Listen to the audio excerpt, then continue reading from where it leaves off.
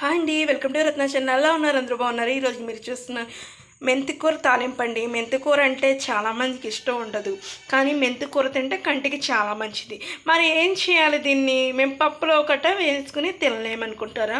ఒక 2 కట్టలు ఉన్నాయనుకోండి, తీసుకున్నారనుకోండి. నేను ఇప్పుడు మీకు చూపించేది 2 కట్టలు తీసుకున్నానండి. నేను కంటికి చాలా మంచిది మెంతికూర అంటే. మెంతికూర కొంచెం వాటర్ అంటే చిన్ని గ్లాసులో వాటర్ వేసి కొంచెం మరిగాక అప్పుడు బాగా కడుక్కున్న మెంతి కూరని మనము అందులో వేసి ఒక 2 నిమిషాలు ఉడకబెట్టాలండి. లైట్గా, ఎక్కువసేపు కూడా ఉడకబెట్టద్దు. 2 నిమిషాలు ఉడకబెట్టిన తర్వాత మరి గ్యాస్ కట్టేయండి. కట్టాక వేడి నీళ్ళకి అది ఏమవుతుందంటే మగ్గుతుంది. మగ్గిన తర్వాత మీరు ఏం చేస్తారంటే చల్లారిపోయాక ఇలా మిక్సీ జార్లోకి తీసుకోండి మెంతికూరని.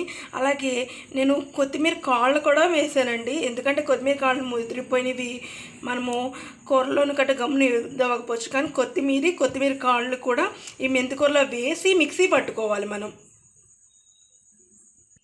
మిక్సీ పట్టుకున్నాక ఇలా మెత్తటి పేస్ట్లో చేసుకోవాలండి. దీనివల్ల ఏంటంటే మెంతికూర తినేటప్పుడు మనకి చాలామందికి నవలాడదు, ఎందుకంటే మెంతికూర కాళ్ళు కొంచెం మనకి చుక్కకూర పాలకూర ఉన్నట్టుగా మెత్తగా ఉండదండి. అదే మెంతికూరని ఇలా ఉడకబెట్టుకుని ఇలా పేస్ట్ చేసుకుని తాలింపు పెట్టుకుంటే మనకి చిన్న పిల్లలు కూడా చాలా ఇష్టంగా తింటారండి. నేను చింతపండు కొంచెం వేసుకోవాలి, దాన్ని నానబెట్టి పెట్టుకున్నాను.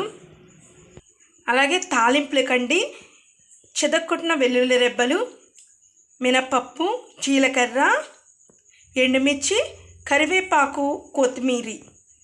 మీకు ఎండ్రేలు ఉంటే కూడా, ఎండ్రేలు కానీ పచ్చిరేలు కానీ ఉంటే కూడా వాటిని కూడా మనం శుభ్రంగా కడుక్కుని ముందు వేయించుకోవాలండి. కాకపోతేని ముందు వేయించుకున్నాక అప్పుడు వెల్లుల్లి రెబ్బలు మిగిలినవి తాలింపులు వేసుకోవాలి. ఒక కడాయి వేసుకుని మనము ఆయిల్ వేసుకున్నాం కదండి, ఆయిల్ వేసుకుని తాలింపులు వేసుకోవాలి. వెల్లుల్లి వేగాలండి. మీరు మెంతికూర ఆడుకునేటప్పుడు మీరు వేరే వాటర్ ఏమి వేయట్లేదు. మెంతికూరలో ఉన్న వాటర్ ఎక్కువ వేయకండి, లైట్గా వేసాన్న పేరుకి వేసుకుని మిక్సీ పట్టుకోండి. మరి వెల్లుల్లి రెబ్బలు బాగా వేగాక అప్పుడు మిగిలిన తాలింపులు కూడా వేసేద్దాం. తాలింపులన్నీ వేసుకున్నాం కదా, కరివేపాకు కొత్తిమీర కూడా వేసేసుకోవాలండి. మరి ఇలా పచ్చిరేలు ఎండ్రేలు ఉన్న వాళ్ళు అయితే కడుక్కుని శుభ్రంగా ముందు వేసుకుని తర్వాత వెల్లుల్లి రెబ్బలు, మినపప్పు, జీలకర్ర, ఎండుమిర్చి, కరివేపాకు, కొత్తిమీర అండి నేను వేసినవి. బాగా వేగాక అప్పుడు మెంతికూర వేసుకోవాలి. చిన్న మంట మీద పెట్టి మీడియంలో పెట్టి వేయించుకోవాలండి. తాలింపు వేగిపోయాక మనం మెంతికూర పేస్ట్ చేసి పెట్టుకున్నది ఇలా వేసుకుని వేయించుకోవాలండి ఒక 2 మినిట్స్. మెంతికూర అనేది ఇలా తాలింపులతో పాటు ఒక 2 నిమిషాలు వేగడం వలన మెంతికూరలో ఏమన్నా పచ్చిదనం ఉంటే కనుక ఆ పచ్చిదనం అనేది పోతుందండి, స్మెల్ అనేది ఉండదు. చింతపండు కంపల్సరీ వేసుకోవాలండి. చింతపండు పులుసు వేసుకోవాలి పిండుకుని, కొద్దిగా మాత్రమే. చింతపండు పులుసు వేసుకున్నాక ఎక్కువగా వేసుకోకండి. మీరు చింతపండు పులుసు వేయడానికి కూడా మనం మెంతికూరని ఉడకబెట్టిన నీళ్ళు ఉంటాయి కదండి, అవి కొంచెం పోసుకుని మనం వేసుకోవడం వలన మనకి ఆ నీరు కూడా వేస్ట్ అవ్వకుండా యూజ్ అవుతాయండి. ఇలాగా బాగా దగ్గర పడ్డా వెంటనే కొంచెం ఉడికిన తర్వాత మనము గ్యాస్ కట్టేసుకోవాలి.